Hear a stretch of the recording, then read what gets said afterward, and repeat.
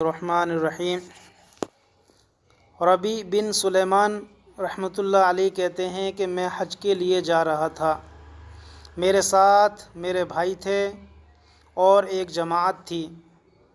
جب ہم کوفہ میں پہنچے تو وہاں ضروریات سفر خریدنے کے لیے بازاروں میں گھوم رہا تھا کہ ایک ویران سی جگہ میں ایک خچر مرا ہوا تھا اور ایک عورت جس کے کپڑے بہت پرانے بوسیدہ تھے، چاقو لیے ہوئے اس کے ٹکڑے ٹکڑے گوشت کے کاٹ کاٹ کر ایک تھیلے میں رکھ رہی تھی۔ مجھے یہ خیال ہوا کہ یہ مردار گوشت لے جا رہی ہے، اس پر خاموش رہنا ہرگز جائز نہیں۔ عجب نہیں کہ یہ کوئی کھانا پکانے والی عورت ہے اور یہی مردار کا گوشت پکا کر لوگوں کو کھلائے گی۔ میں چپکے سے اس کے پیچھے ہو لیا، اس طرح کہ وہ مجھے نہ دیکھے۔ وہ عورت ایک بڑے مکان میں پہنچی جس کا دروازہ بھی اونچا تھا۔ اس نے جا کر دروازہ کھٹکھٹایا، اندر سے آواز آئی، کون؟ اس نے کہا، کھولو، میں ہی بدحال ہوں، پریشان حال ہوں۔ دروازہ کھولا گیا اور اس میں سے 4 لڑکیاں آئیں جن کے چہرے سے بدحالی اور مصیبت کے آثار ظاہر ہو رہے تھے۔ وہ عورت اندر گئی اور وہ تھیلا ان لڑکیوں کے سامنے رکھ دیا۔ میں دروازے کے سوراخ میں سے جھانک رہا تھا، میں نے دیکھا اندر سے گھر بالکل خالی تھا۔ اس عورت نے روتے ہوئے لڑکیوں کو آواز دی کہ لو، اس کو پکا لو اور اللہ کا شکر ادا کرو۔ اللہ تعالیٰ کا اپنے بندوں پر اختیار ہے کہ اس کے قبضے میں لوگوں کے دل ہیں۔ وہ لڑکیاں اس مردار گوشت کو کاٹ کاٹ کر آگ پر بھوننے لگی۔ مجھے بڑی تنگی ہوئی۔ میں نے باہر سے آواز دی، اے اللہ کی بندی، اللہ کے واسطے اس کو نہ کھاؤ۔ وہ کہنے لگی، تو کون ہے؟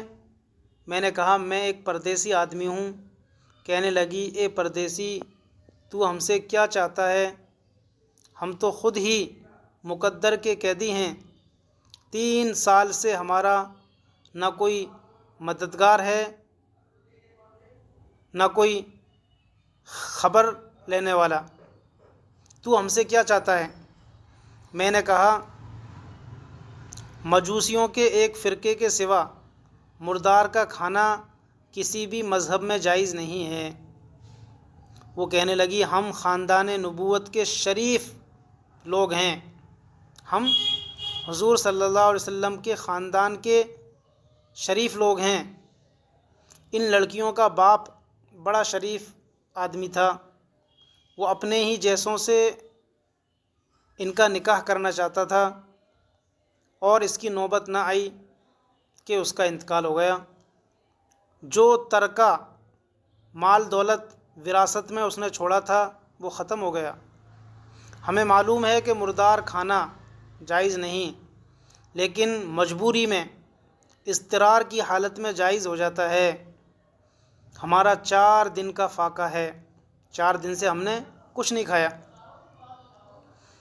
حضرت ربیع کہتے ہیں کہ ان کے حالات سن کر مجھے رونا آ گیا اور میں روتا ہوا دل بے چین وہاں سے واپس ہوا، اور میں نے اپنے بھائی سے آ کر کہا کہ میرا ارادہ تو حج کا نہیں ہے۔ اس نے مجھے بہت سمجھایا، حج کے فضائل بتائے کہ حاجی ایسی حالت میں لوٹتا ہے کہ اس پر کوئی گناہ نہیں رہتا۔ میں نے کہا، بس لمبی چوڑی باتیں نہ کرو۔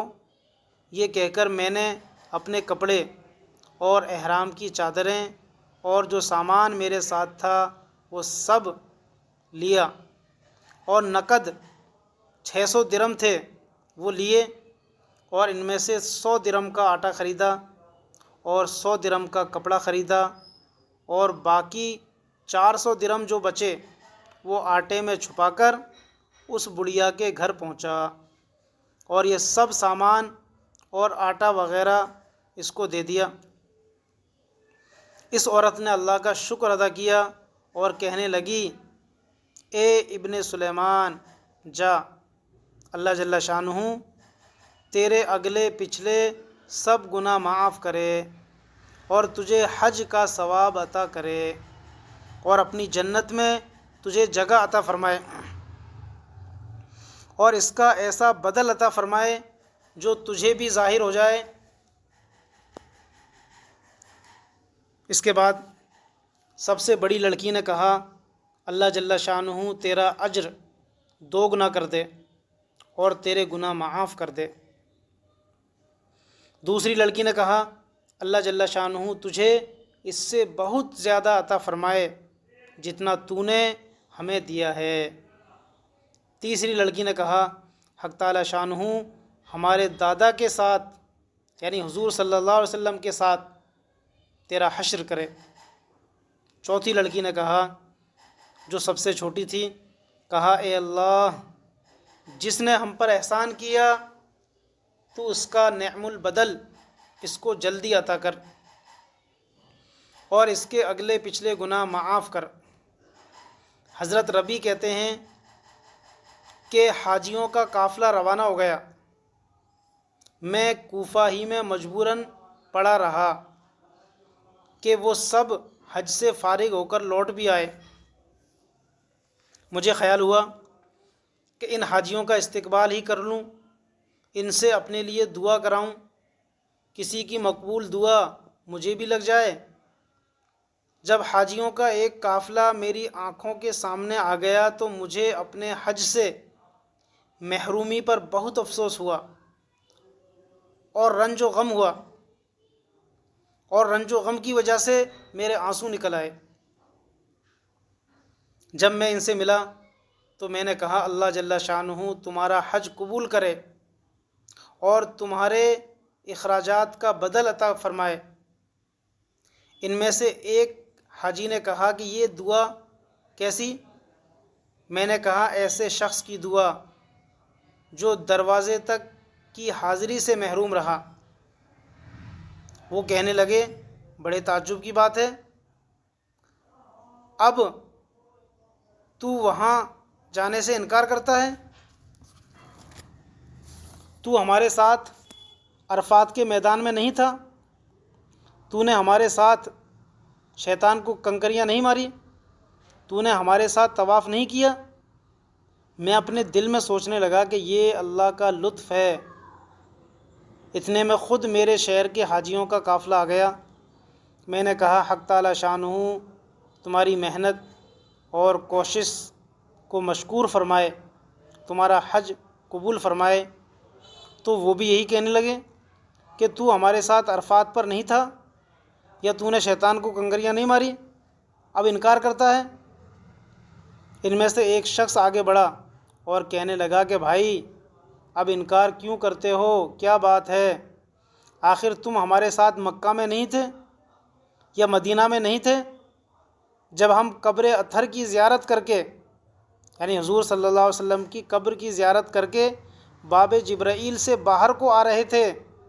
اس وقت بھیڑ کی کثرت کی وجہ سے تم نے یہ تھیلی میرے پاس امانت رکھوائی تھی جس پر لکھا ہوا ہے من عاملنا ربیحا، جو ہم سے معاملہ کرتا ہے نفع کماتا ہے، یہ تمہاری تھیلی واپس ہے۔ حضرت ربی کہتے ہیں کہ واللہ خدا کی قسم میں نے اس تھیلی کو کبھی اس سے پہلے دیکھا بھی نہیں تھا۔ میں اس کو لے کر گھر واپس آیا، عشاء کی نماز پڑھی، اپنا وظیفہ پورا کیا۔ اس کے بعد اسی سوچ میں جاگتا رہا، آخر یہ قصہ کیا ہے؟ یہ کیا معاملہ ہے؟ لوگ مجھے حاجی کیوں سمجھ رہے ہیں؟ میں نے تو حج کیا ہی نہیں، میں تو حج کرنے گیا ہی نہیں، اور ہر ایک آدمی مجھ سے یہ کہہ رہا ہے کہ تم میرے ساتھ مکہ میں تھے، مدینہ میں تھے، یہ کیا معاملہ ہے؟ اسی فکر میں میری آنکھ لگ گئی تو میں نے حضور اقدس صلی اللہ علیہ وسلم کی خواب میں زیارت کی۔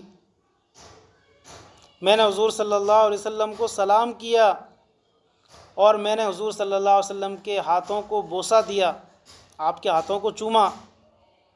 حضور صلی اللہ علیہ وسلم مسکراتے ہوئے سلام کا جواب دیا۔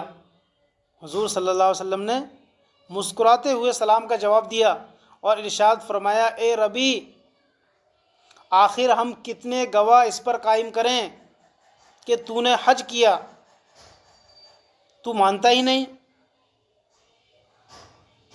سن، بات یہ ہے کہ جب تو نے اس عورت پر جو میری اولاد تھی، میرے خاندان میں سے تھی، میری نسل میں سے تھی، اس عورت پر تو نے صدقہ کیا اور اپنا حج کا پورا خرچ تو نے اس پر اور اس کی یتیم بچیوں پر خرچ کر دیا، اور اپنا حج پر جانے کا توشہ اور سامان اس پر خرچ کر کے اپنے حج کو ملتوی کر دیا، تو نے اپنا حج نہیں کیا۔ تو میں نے اللہ جل شانہ سے، حضور پاک صلی اللہ علیہ وسلم فرما رہے ہیں، میں نے اللہ جل شانہ سے دعا کی کہ اللہ تو اس کا نعم البدل عطا فرما، تو ربی کو اس کا نعم البدل عطا فرما۔ تو حق تعالی شانہ نے ایک فرشتہ تیری صورت بنا کر اس کو حکم فرما دیا کہ وہ قیامت تک ہر سال تیری طرف سے حج کیا کرے، اور دنیا میں تجھے یہ عوض دیا کہ 600 درہم کے بدلے 600 چاندی کے درہم کے بدلے 600 دینار اشرفیاں یعنی سونے کے سکے عطا کیے۔ تو اپنی آنکھ کو ٹھنڈی رکھ۔ پھر حضور صلی اللہ علیہ وسلم نے بھی یہی الفاظ فرمائے جو اس تھیلی پر لکھے ہوئے تھے، من عاملنا ربیحا، کہ جو ہم سے معاملہ کرتا ہے نفع کماتا ہے۔ حضرت ربی کہتے ہیں کہ جب میں سو کر اٹھا تو اس تھیلی کو کھولا تو حقیقتاً واقعتاً اس تھیلی میں 600 اشرفیاں تھیں۔ یہ وہ بدلہ ہے جو میرے عمل کا اللہ تعالیٰ نے مجھے دیا کہ میں نے ایک بیوہ عورت اور یتیم بچیوں کی مدد کے لیے اپنے حج کا پورا خرچ ان پر خرچ کر دیا، اور میں نے حج نہیں کیا تو اللہ نے اس کا مجھے یہ بدلہ عطا فرمایا کہ 600 دینار کے بدلے 600 اشرفیاں مجھے واپس کر دی، اور ایک فرشتے کو میری شکل دے کر اس سے حج کروایا، اور قیامت تک وہ فرشتہ میری طرف سے حج کرتا رہے گا۔ یہ اللہ نے مجھے انعام عطا فرمایا۔